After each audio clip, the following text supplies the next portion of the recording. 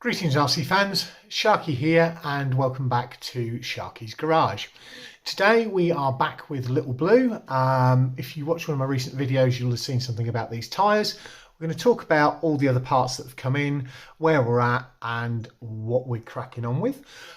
If you haven't done the usual things like, comment, subscribe, would really appreciate you doing that. It really helps me, helps the channel, and like to know what you think about the stuff that I'm putting up.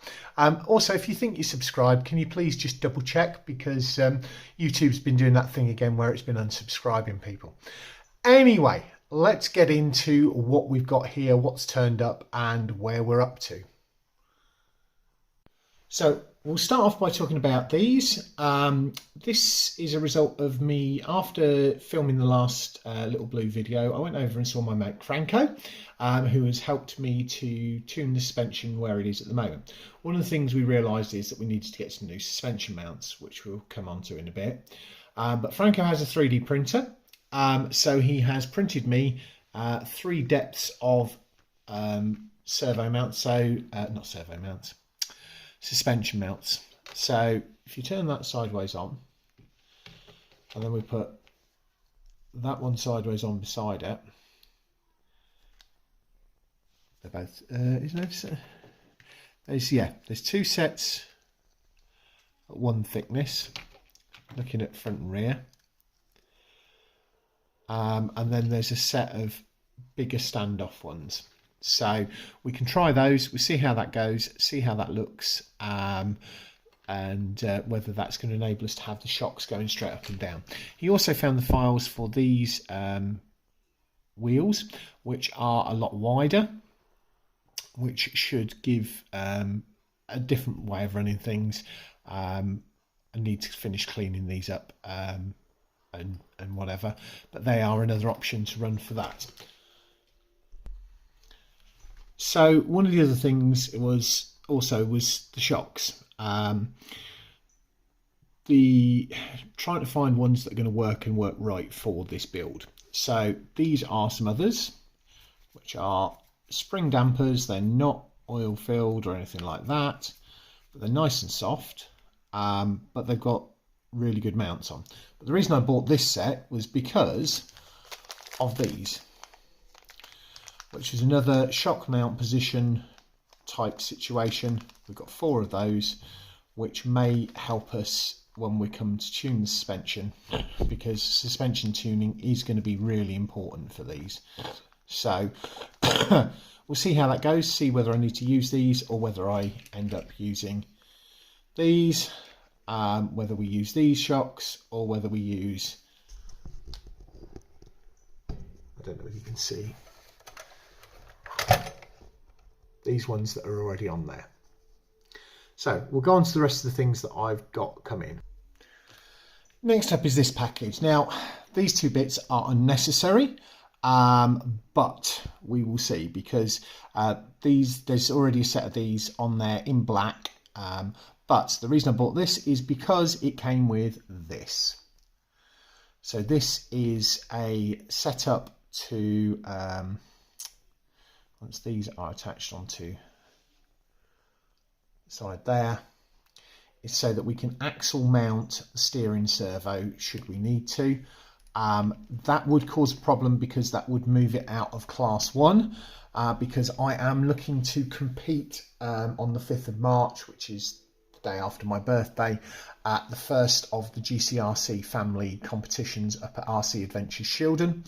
So that's why I'm pushing to get Lil Blue done, so that I can take Lil Blue out to run on that day, if I can get it done in time. And I'm going to need to get some help, because wiring is not my strong point, soldering is not my strong point, and I'm going to need to have somebody help me solder up the system and make sure that we've got a fully functioning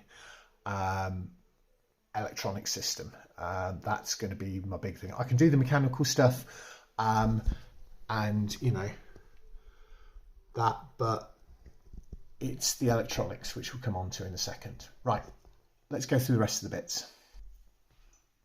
I need to fit the mud flaps. We talked about them last time. I need to do it. It's going to be a pain in the bum. I need to find the directions on how to do it, but yeah, they need fitting onto I don't know whether they're chassis mounted or whether they're body mounted. I'm assuming they're body mounted, to work out how to do that and get those added on. So that's something else that needs doing. Now, why have you got 2 battery trays, Sharky? Well, quite simply, when I bought this replacement body for Little Blue, it didn't come with a replacement battery tray. So it's got the standard one in here. Now I want to keep the standard one because the standard one is part of the anniversary body that I have on my shelf in my bedroom, which can go onto Little Blue should it be required, but I want to keep that as standard. So I asked around, and one of the guys on the forums had got a couple of these that we arranged, and I've paid him for and he sent me. So these will go in to the front to replace this one so that we can cut, make the space that we need so that we can then mount bigger batteries to run 2S, potentially 3S, because this could run 3S in the front there, and I don't need to worry about keeping the other one stock. Okay, so that's another thing that when I take the body off this time, I'll do that and start working around that and see how that's going to work. It's a shame this one's already cut because I'd like to have kept that front piece across there, although a lot of the rest of it, it's these 2 holes here that actually, because when you come to mount the body, I'll flip this over quickly, you've got one mount here, one mount here, and then the other 2 mounts points are here and here. So I need to figure that out, which is why I've got those. These bits I've been waiting for to come in as well, which is my blue lithium. So this is my grease for the axles and such like, because one of the things we've realised is that the gearbox setup that I've got, that I'm going to talk about in a minute, is contra rotating, so I need to flip the rear axle. And obviously I need to get some thread lock so that because we've got a lot of screws going metal into metal, to make sure that nothing's going to back out. Finally, this is the WPL C34 KM gearbox transfer case setup that also comes with a set of drive shafts that I've ordered from WPL. They've been awesome. It got here really quickly, and I am going to do this as a separate segment because I don't think there is a build of how you put that together up on YouTube, so I'll probably release that as a separate video. I'll get into that in a minute, but what we'll do is we'll pause the video here and then I'll get onto that segment, which may go up as a separate video as well.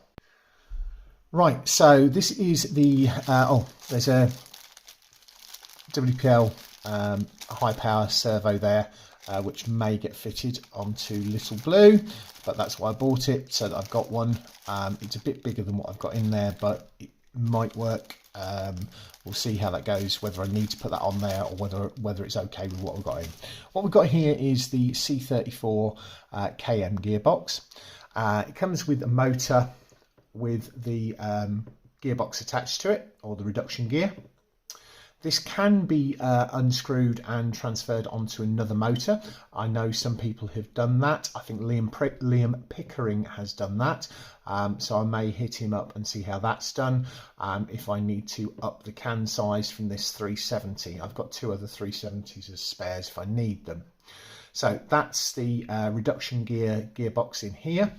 And then we've got the transfer case. Now, the reason we've gone for this one, or that I've gone for this one, is because, see there, it's very low profile, okay, which means that when it goes in under here, it's going to sit higher than what this is already.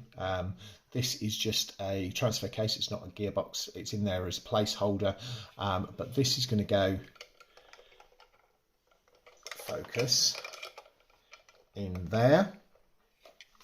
Okay, but I don't think there is a build on how you build one of these, so I am going to do a video on that, and it also comes with a set of drive shafts, and I'm going to do a bit on how you build the drive shafts as well.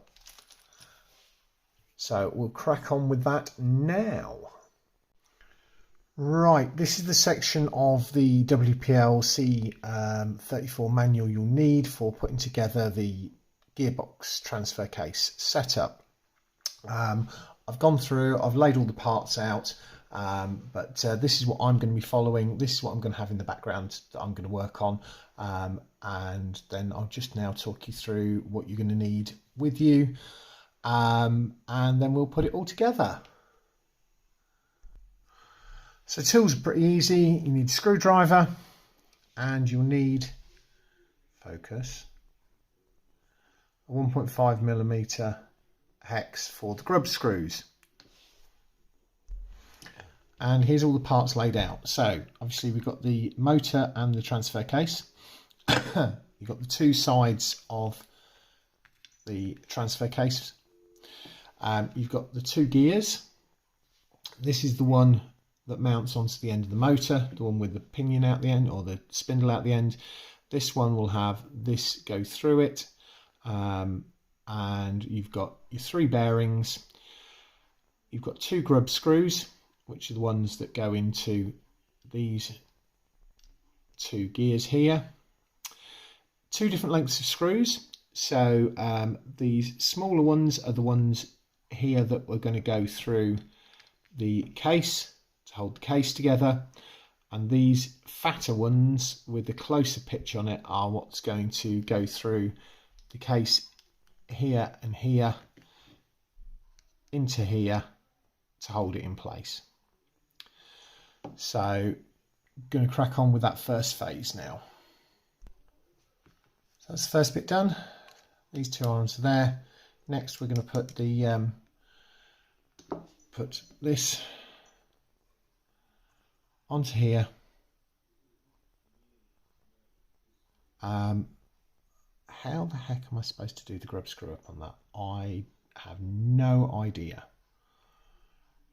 on how we're supposed to get that grub screw done up on there. That is really interesting. Can you see the tolerance there? How am I supposed to do that? Yes, turn the motor over so that we've got it, can go and do it from this side. Because the flat spot's there, so I just need to turn that over. Okay. Silly thing, simple thing, now sorted. And I need to get a little plastic dish to put some Loctite in, although I haven't Loctited those ones. I might Loctite the grub screws. But yeah, so that's the next bit. Little tip with the grub screw: if you put the grub screw on the end of this first, it's going to make it easier. So that's all in, fully seated. So that should now come clear, and that's now fully mated onto there. There's a little bit of play, which is quite good. That's okay. Okay, next step.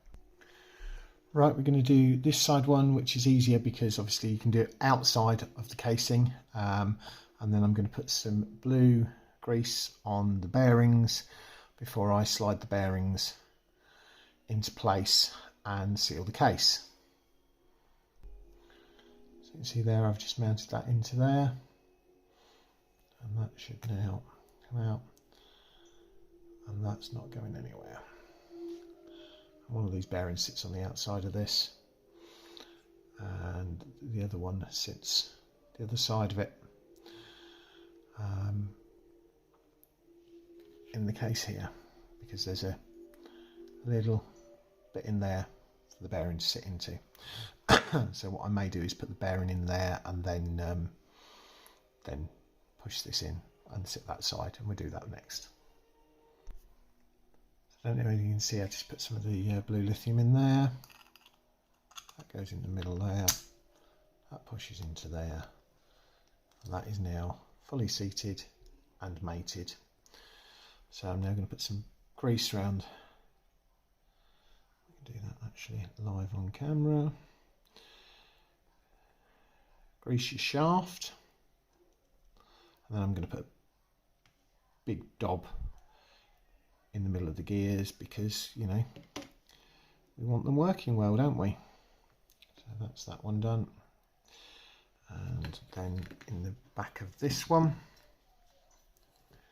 put a dob in there.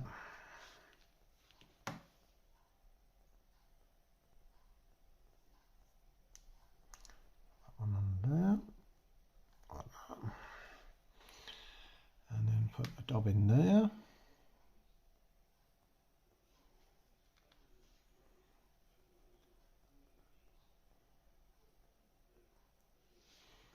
Okay, I should put that one in there. So last bit, I'm going to pack some grease into here. I've greased and put in those sides, and we're going to be putting those in together. What you're saying. So there is all greased up, and now we'll just put it together and seal it together with these 2 screws, and then we are done. And there you go, that's it all together. These 4 screws here are the 4 screws for mounting it through the body, through these. So those are what those 4 are for. So that'll be the next things, but first I'm going to get it wired up so that we can test it all out of the chassis and that everything's all working. But that's it, that's how simple it is to put that all together and get that all working. Okay, next we'll look at the drive shafts. Right, for the next bits, before I put together the drive shafts, I need to measure them to find out whether I need to put together the long one or the short one. So I've pulled the body off, which leaves us at this stage.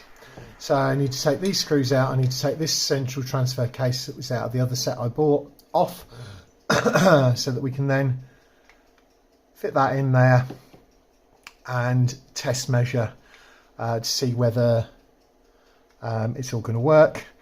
This gearbox needs switching over on the back, which we'll do, and that's the next bit after that. But yeah, once I've got this in, I can then measure and see whether I need what drive shafts I need to use. So next problem to solve is looking at this, and once we get that motor under there, which it should be okay, is this here. So I'm going to have to flip that round and put it through from with this on the inside and that on the outside. Hopefully that will work, so that I can get that, keep this in the same positioning, but reduce the mass this side. So we'll have to see how that's going to work. This is the fun when you do stuff with non-standard parts on a chassis.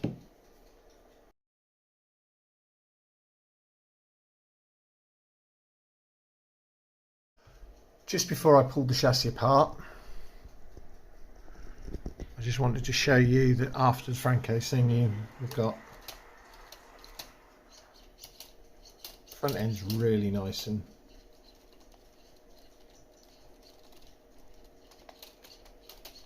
we got it really working really nice.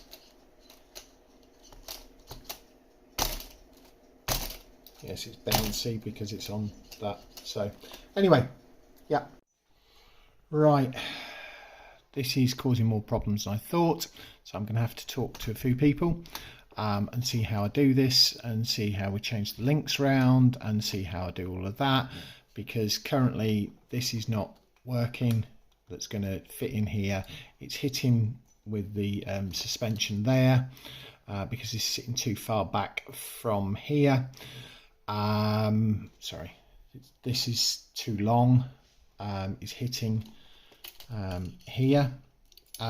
So what I might have to do is use this motor and go back to this transfer case, and then mount this motor somewhere else using the other mounts I've got, and then put a drive shaft between this and this transfer case to get that to work.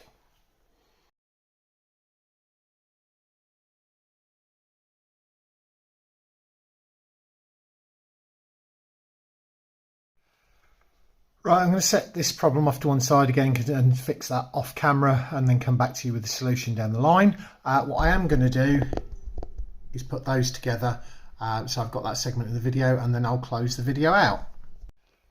Right, so this is how you put together the WPL drive shafts. This is the section from the manual. You do have two options for length. I'm going to put one of the longer ones and one of the shorter ones together, so we won't be needing one of those. We can put that to one side. So yeah, that's what I'm going to do, and we'll crack on with it as per the instructions on there. All the parts are here, so you've got your grub screws, which will be using a 1.5mm hex end. You've got your little barrel nuts, you've got your spring clips, which go over the top to stop these pins coming out. It's a really cool, slick design. So yeah, I will crack on and get on with that. First thing is to slide that into there. That then has one of these, and you need to find the lining up hole. See that? And that goes onto there. And then this is where you need multiple hands, and because I'm trying to film, it makes it even more difficult. You put that into that hole there, which goes into, try it again. I am wondering whether if I put a little bit of grease in, that's going to help hold it in place, but who knows. Let's see if doing it that way on and holding it down like that actually helps hold that, so we can then get that into there and push the pin.